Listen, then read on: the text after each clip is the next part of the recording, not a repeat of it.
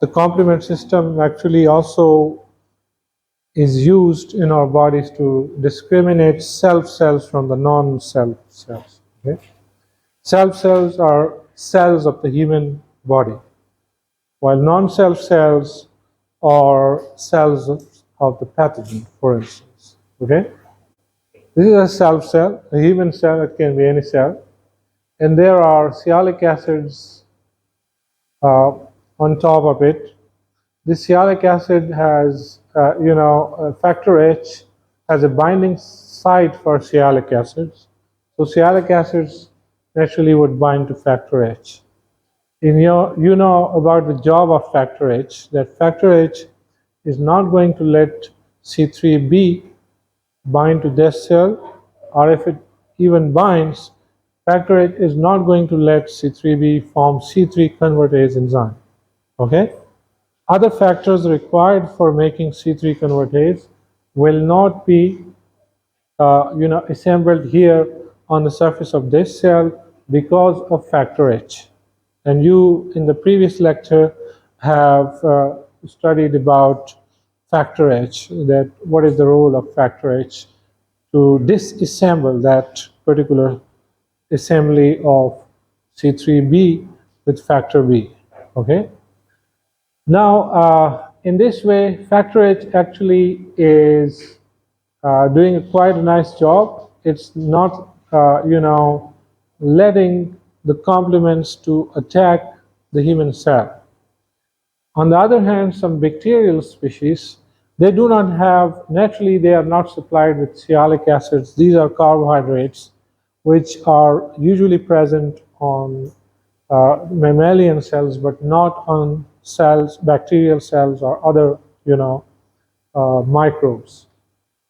So bacterial cell would naturally be targeted by the complement system, but some of the bacterial species are very smart, and they have, adopted this strategy to, borrow sialic acids from the human cell and express this sialic acid on its surface, so that when factor H comes and binds to this particular structure, this bacterial cell would be protected from the attack of the complements. Okay? Because just like in this case as well, the bacterial cell is going to be spared, because factor H is not going to let C3b fix on the surface of this bacterial cell. So if C3b is not fixed on the surface, that means there is no coating, there is no marking. The immune system is not going to recognize that this is a pathogen, this is an enemy, and it should be killed. Okay? Because factor B, 3b is not going to assemble its partners and to make C3 convertase on the surface of this particular bacteria. Not all the bacteria, but some bacteria are doing that, which include some species of streptococci and staphylococci. Okay? Streptococcus pyogenes, for instance, or Staphylococcus aureus are a very common example. They can mimic the human cells, and they can, cause different types of infections. As you see here, I showed you the strawberry tongue, this honeycomb-like infections, streptococcal or staphylococcal infections, or some cellulitis on different parts of your body. All these are different infections caused by these either streptococci or staphylococci. Although staphylococcal infections are very, you can say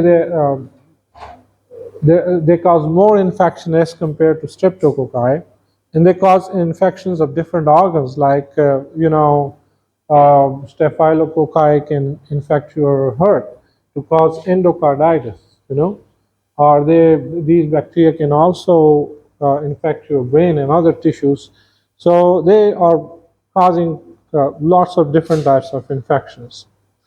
Then we arrived here. This is the slide that we have to discuss for today.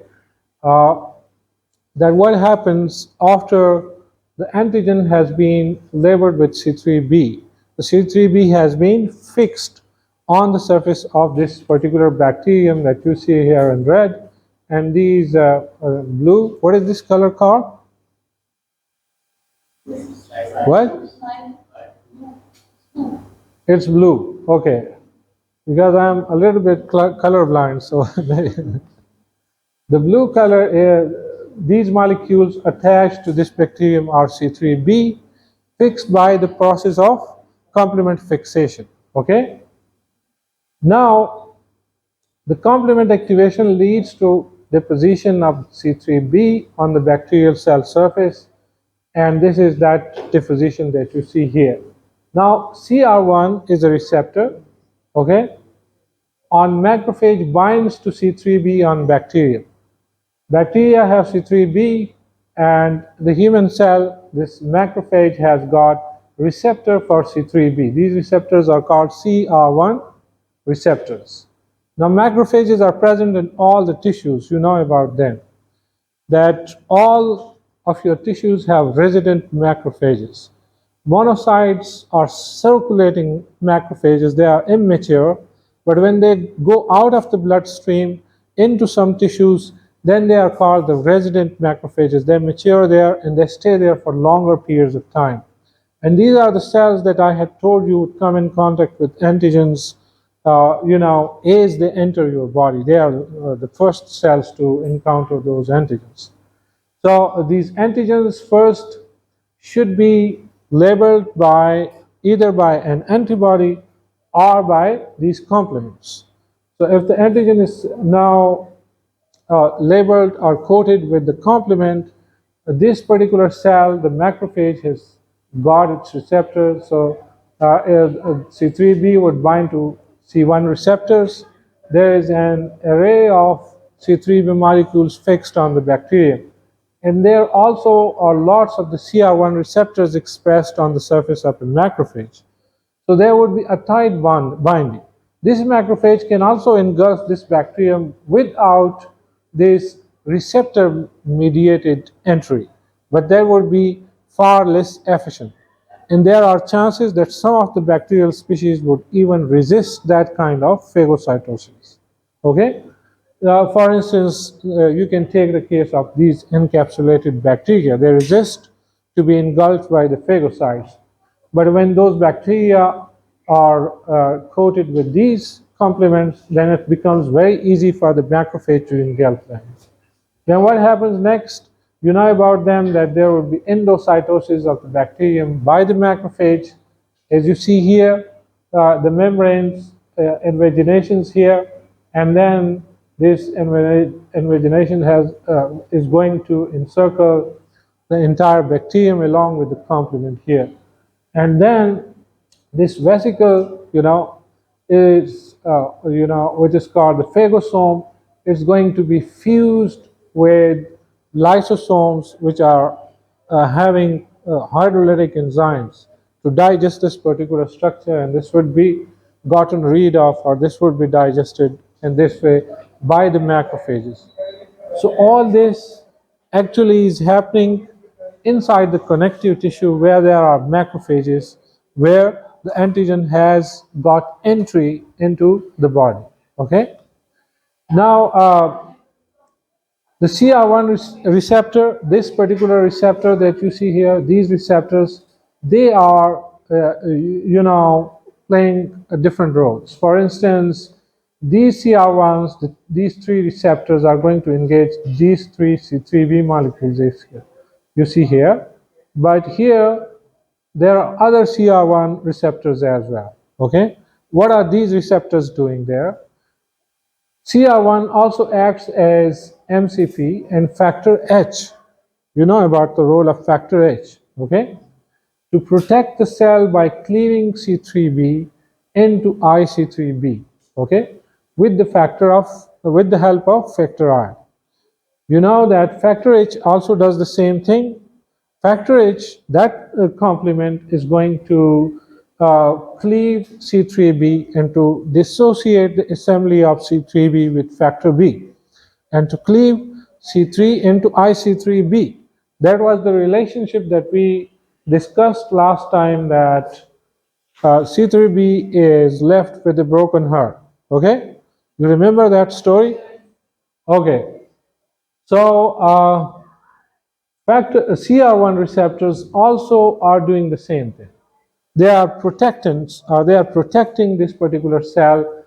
In one way, they are increasing phagocytosis, and on the other hand, they are also, cleaving C3b or into IC3b, are protecting the human cell from deposition of C3b, so that the human cell may not be targeted by C3b or the complements themselves. You understand that? Now, what are these other receptors? They are not only CR1 receptor. There is a multitude of receptors on the surface of phagocytes. Okay, you can take whatever phagocytes, for instance, neutrophils or monocyte or dendritic cells or whatever.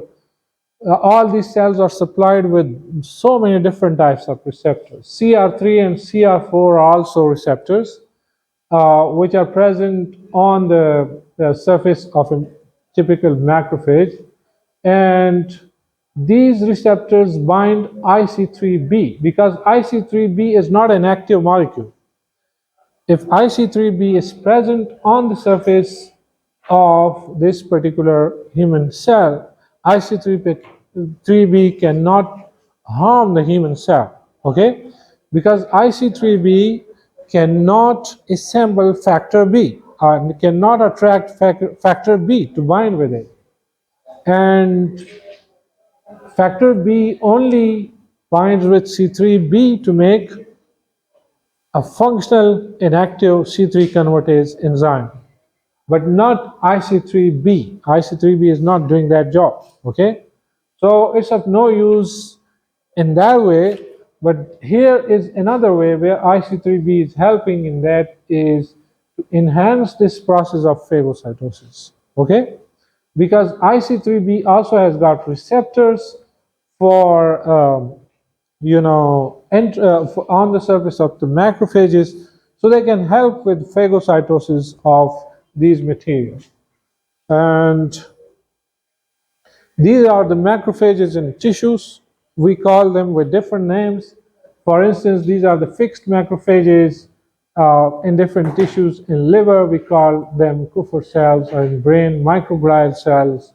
Lung, alveolar macrophages. Lymph nodes, synovium. In kidney, skin, Langerhans cells. And bone, osteoclasts. These are the names for different macrophages.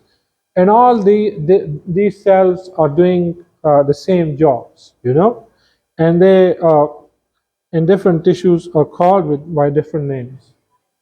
This is, one thing is over in the first, as a first, role of the complement in the previous slide, okay?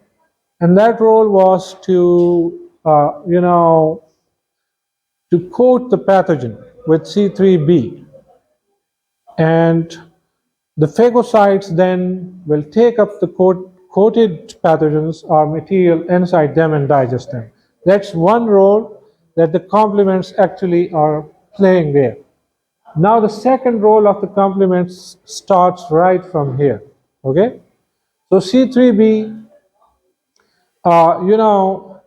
is not only going to stay there to make C3 convertase enzyme and to keep fixing more C3b or coating the pathogens. C3b, another molecule of C3b, this is, C3b, and this is BB, factor B's bigger part, which is called BB. So these two are functionally what? C3 convertase. If another molecule of C3b comes here and binds with this particular structure on the pathogen surface, this is going to, have two molecules of C3b, C3b2, and one factor B, the yellow one, okay? Now this assembly, this is, we call it a C5 convertase. C5 convertase is an enzyme which is going to convert this factor C5 or to cleave this factor C5 into a bigger and a smaller part. Okay? And for that purpose, what is the C3b BB doing? They are borrowing another C3b molecules to bind with it. So there are two C3b molecules plus one BB. This enzyme is called the C5 convertase enzyme. So C5 activation by the alternative C5 convertase is this. This is alternative pathway C5 convertase. This is going to act on C5 complement. This is going to bind C5 complement and split it into a bigger fragment which is known as C5b and a smaller fragment which is known as C5a. Okay? Now, this is free to engage another C5 molecules. C5 is structurally similar to C3, but the difference between C3 and C5 is that there is no thioester bond here hidden in C5b. Okay, so the fragments which are generated here, for instance, C5a is an enophile or toxin, just like C3a, is going to attract other cells to the site of infections, including some macrophages and neutrophils and many different cells.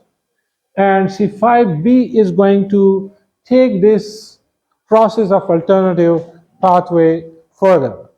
The second job of alternative pathway is to make membrane attack complex, to directly attack the pathogen, to make a structure that can burrow holes into the surface of the pathogen.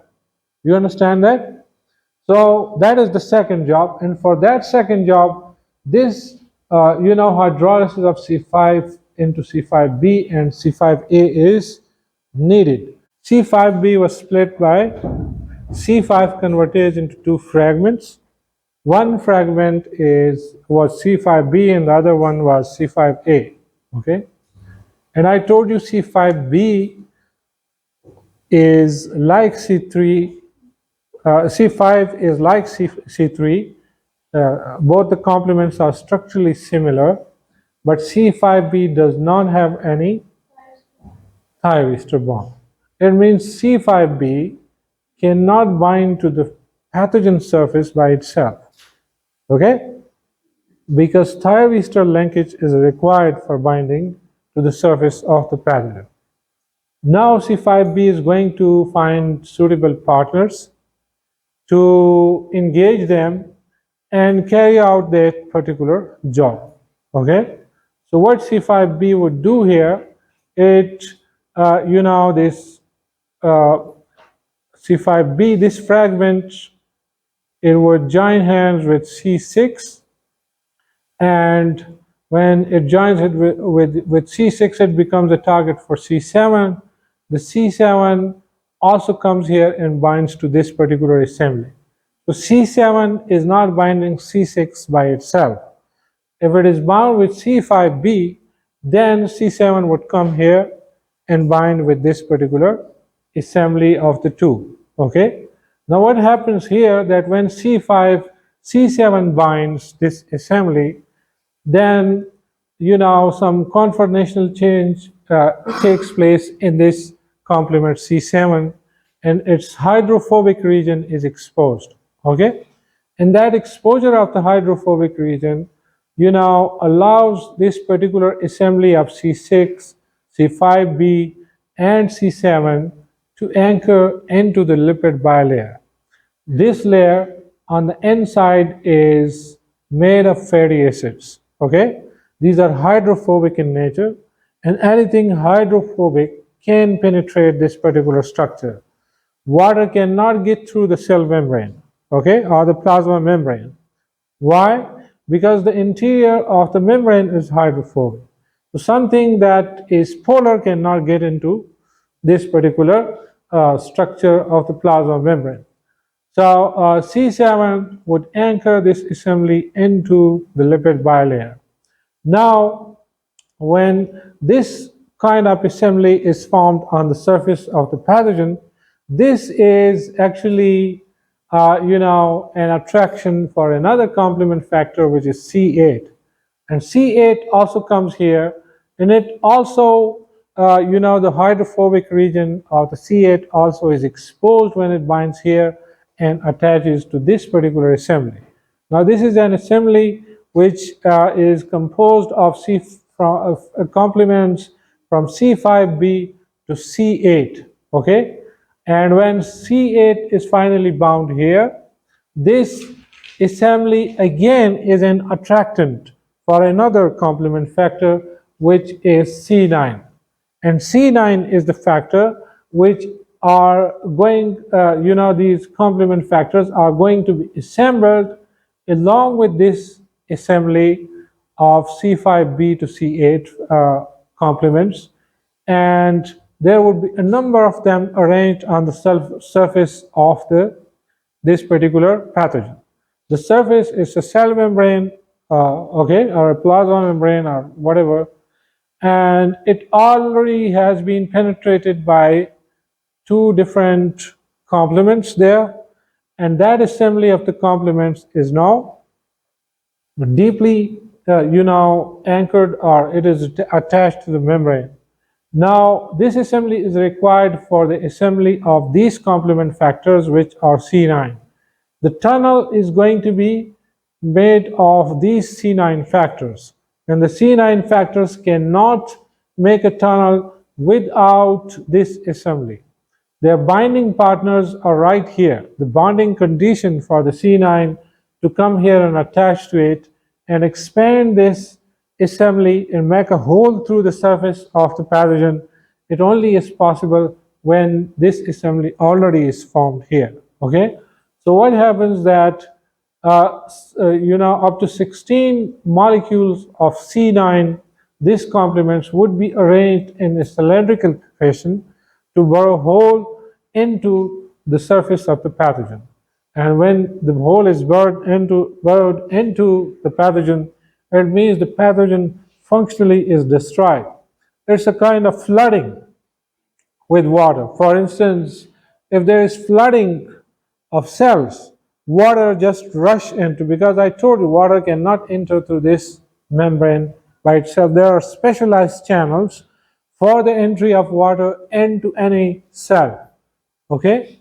So if the water has to enter, there should be some channels for water in the membrane.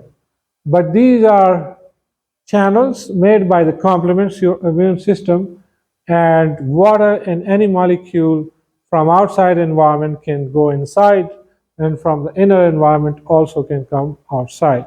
So functionally, the integrity of the membrane is compromised and the cell is gone, okay? This is the second function of the complements that they are doing. And people who are deficient in any of these complements, as you see here, they would develop serious infections with different kind of bacteria. They are prone to, for instance, some of the people who would not have C9. So you can just imagine that people deficient in C9, they, cannot make, their immune system cannot make membrane attack complexes on the surface of very dangerous bacteria, okay? So they are prone to different types of infections. And some of the examples, some of the Corynebacterium, they cause different infections like the sexually transmitted diseases, gonorrhea, for instance, or some other conditions are caused by different Corynebacteria.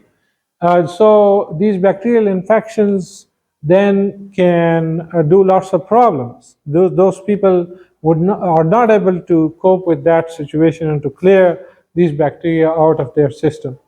So that can happen in some cases. Now this complex, some of the people I forgot to tell you, are naturally deficient in C9. For instance, some Japanese population, they are naturally deficient in C9. because most of the population, Japanese population, is heterozygous for C9 gene, the gene that is coding for C9.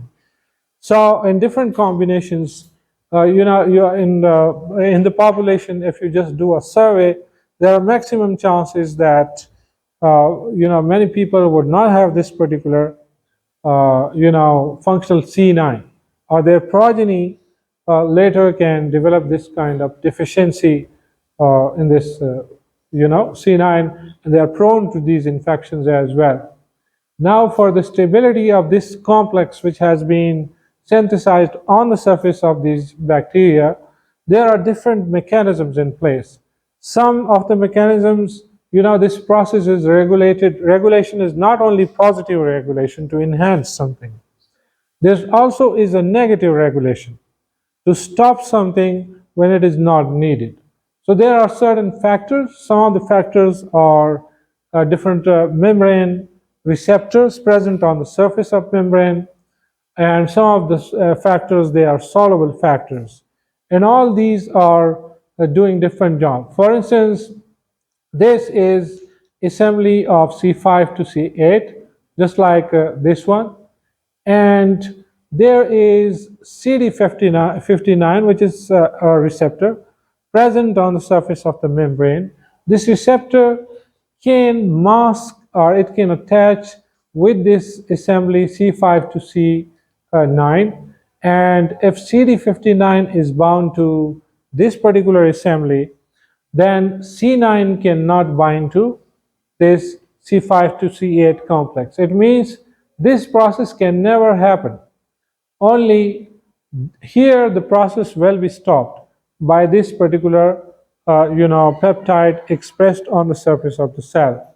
There are other peptides as well. That is the process of regulation. There are some proteins which are called with different names. For instance, clusterin proteins, or protein S, for instance. These are soluble factors that can stop the assembly of these complement factors on the surface of the membrane, especially forbidding C9 to come here and assemble protein S and clusterin, and there are some other proteins as well. I'm just naming the few. I just want you to remember that soluble factors in membrane proteins both are responsible for regulating this process of assembly of these factors. These are the C3A and C5A anaphylotoxins that are made during this process of the alternate pathway, okay? And anaphylotoxin act on blood vessels to increase vascular permeability. As I told you, these are chemoattractants. The C5A, which is formed as a result of hydrolysis of C5 by the C5 convertase. And C3 was made when the process was initially started, and complement 3 was hydrolyzed into two parts, the smaller and the bigger part. So this is the smaller one. So what are these anaphylotoxins going to do? They are going to act upon these particular vessels, okay, to increase the permeability of these vessels. And increased permeability allows increased fluid leakage from blood vessels and extravasation of complement and other plasma proteins at the site of infections. You see here that this is the site of infections. These are bacteria which have caused infection here, and different complements and different cells of the immune system are going to come out at the site of infection from the vessels, because the vessels are supplying all these different complements. The vessels have these different types of cells. These cells can quickly transport into the infected area, and in the infected area, the complement already would have encountered that pathogen, and the complements already are working in distant connective tissues, and the process of recognition of the pathogen is underway. When these anaphylotoxins already have been produced. That's why they would increase the permeability in those areas where infection has taken place. Blood flow to that area would increase, and lots of different cells and complements would come out to combat that particular pathogen. That's what happens in the complement, the alternate pathway of complement fixation, which is actually, now we are going to discuss other pathways as well, but probably this was the first one that we discussed in detail. Okay, some people would ask you that why these are called anaphylotoxins. Do you know if what is anaphylaxis? Do you know allergies and anaphylaxis or allergic reactions, severe hypersensitivity reactions? These two factors, C5a and C3a, as I told you, they have got their receptors on different immune cells, like mast cells can be activated by these complements. Mast cells are filled with granules, and there are lots of, hydrolytic enzymes inside the mast cells in those granules. And when these complements bind to the mast cells, they can just blast. And as a result of that blast, severe, anaphylactic shock can occur in some cases. There are many, conditions. For instance, in allergic conditions, also the mast cells are involved. Different allergens activate the mast cells, and sometimes these allergies can be very severe in their, phenotype. Similar is the case with these complements. If these complements are made in the body, these complements also can activate the mast cells and some other immune cells and cause this, severe hypersensitivity reactions or anaphylaxis. That's why we call them anaphylotoxins.